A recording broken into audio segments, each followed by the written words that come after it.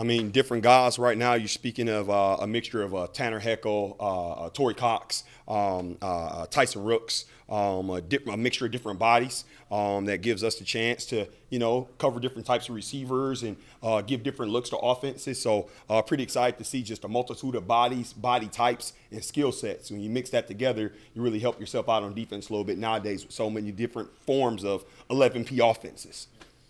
Have you ever had this many returning, contributors to your secondary, and how does that let you maybe be more creative in the offseason? Well, I can't necessarily speak of my past here, being that I haven't been here long enough to speak of that. I can speak of the now, and the now says, yeah, I'm excited to have all of these guys back. In my past as a high school coach, yes, I was privileged to have all my guys back. It was a 4-year situation, right? But at the other institution, all the guys that played for me at University of Toledo, they decided to come back after their junior and senior year to get an additional year with me as well. So definitely something that I've been privileged to experience, having guys that you have authentic relationships with, guys that you know and they know you past the field.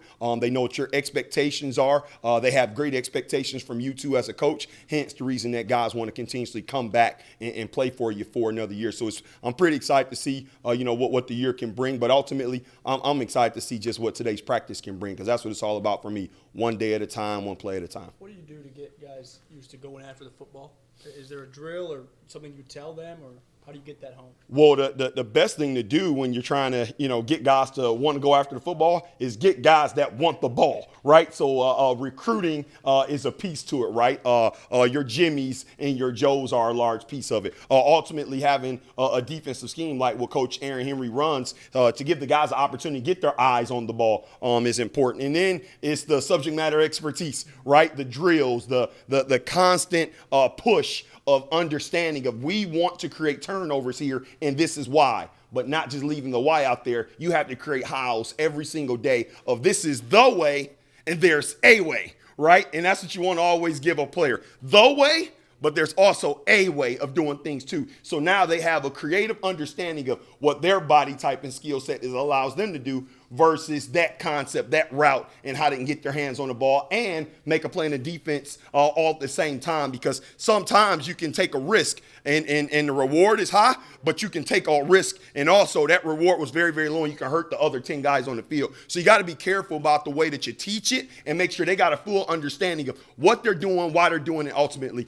how. You have a very experienced secondary, but Yes. I do want to ask you about some of the younger guys with RJ and Amar. What have you seen from them since they've been here, and just what's important for them right now? Constant development and growth is what's important for me, for them. But I can't speak for them. I know those guys are extremely excited about just the constant growth and understanding of football. They're learning football. They're learning whole part whole. They're learning what the full picture means instead of this is the coverage we're in. I have this guy or I have this coverage. So now they're actually learning how to find themselves in a space where, okay, this is also what the guy inside of me is doing. And that is allowing them to play faster. So I'm excited to see how they continuously, roll during fall camp and develop, obviously, their mentality, but also their physical attributes, because Tank has did an awesome job with those guys in the offseason. So now Amar is like 20 pounds heavier than he was last year, right? RJ is like 10 pounds heavier than when he got here in January. So I'm extremely excited to see how they continuously go and grow, because ultimately those are the guys that push your depth, right? Those are the guys that make Caleb Patterson and Torrey Cox and Xavier Scott. We want young guys to make them feel uncomfortable and know, hey, my little brother's trying to take some reps. That's what iron sharpen irons mean. Tank had a great talk about that today. That's what it means, right? Have another guy in the room that's going to push you, right, that you can grow from and learn from, but also know he's sharp enough to also take what you're not, doing well. So those are some of the exciting things I see from those guys, always ready to push in depth and give themselves an opportunity to get on the field. You mentioned Torrey as a potential option at the Star. Yes, sir.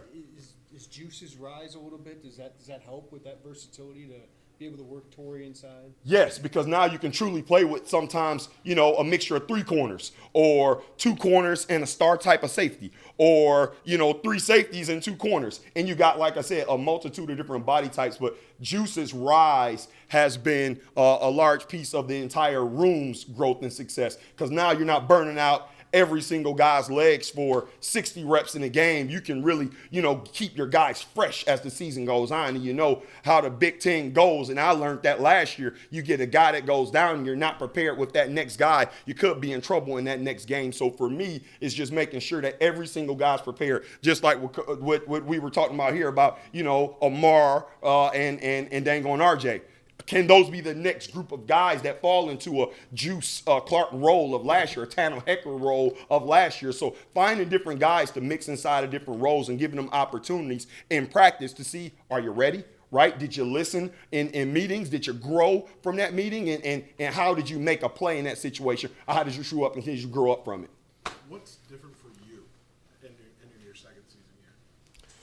So as a coach, I mean, everything for me is the same, just routine, right? I live it every single day, just trying to be a great man of faith first, right? And so that's the same for me, right? Being a dad, I still got 3 kids, being a husband, still got a beautiful wife. So none of that has changed. On the field, hasn't changed either. It's just creating clear understandings for my guys to know, like, hey, this is the expectation in the room every day.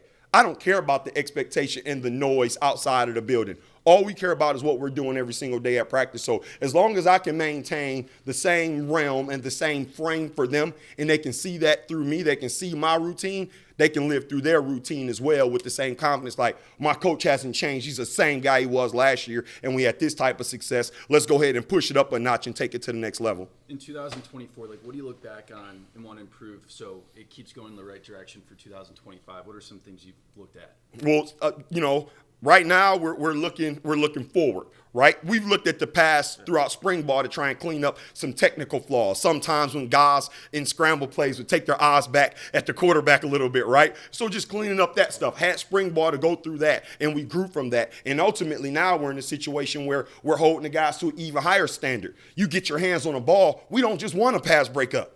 We want it to be an interception, right? And so that's a social contract inside of the room between a coach and players. We all understand, hey, we want to be so greedy for the ball. That's okay for me to ask that from you. That's okay for me to want that for you, because ultimately you're going to want for me as your coach that you had, like you said in your prior question, for a year now to push you to that standard. So the standard is the standard. The line of excellence isn't going to move. We just got to keep pushing the guys to get there. One more after this one. Caleb mentioned that if they're in bed, they know they can go in your room, you'll pick them up. What do your players do for you? Wow. Every single day they give me a reason to keep a smile on my face, right? No different than my family at home. When I say the word family, I mean it through and through, right? I got family at home. I got family right here inside this building. So one of my main standards as a coach, the thing that keeps me grounded always, is to treat every single player as if he's my own son, right? And so when I'm doing that, when I'm looking at these guys and I'm seeing their failures, but I'm also seeing the foundation that failure has built, I get to see exactly how their faith is building its way up because they went through that failure. Now they got a foundation under them, so I can see it. And that's what drives me every day, because it's constant growth as a man that they're going through that I get to experience with them.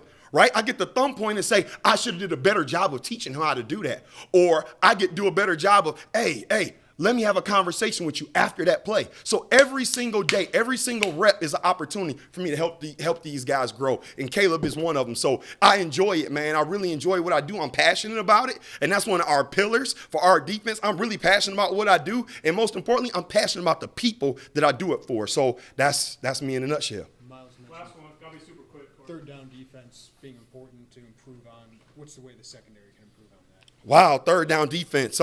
Just continuously, finding a level of continuity amongst ourselves, right? Just continuously working, right? It takes work to be good on third down simply because the other team wants to get it, right? And obviously, Coach B, when in our practice situations, we have scenarios that are set up to get the guys through those situations. We want to be better at those at practice, right? And so that's going to be a large piece of it. Be better at practice, and also having an outlook from the defensive back point of view. I can speak for myself in my room to play a little bit tighter in in those situations, right? Not to maybe give up a curl that they needed 5 yards. We can't give up a 7-yard curl, right? We got to tighten down a little bit and force the ball to go over us and maybe challenge that guy deep down the field. So for us, in my room, we wanted to be good in the quick game, the shorter game passes in those third down situations. I think that may be able to help team a little bit.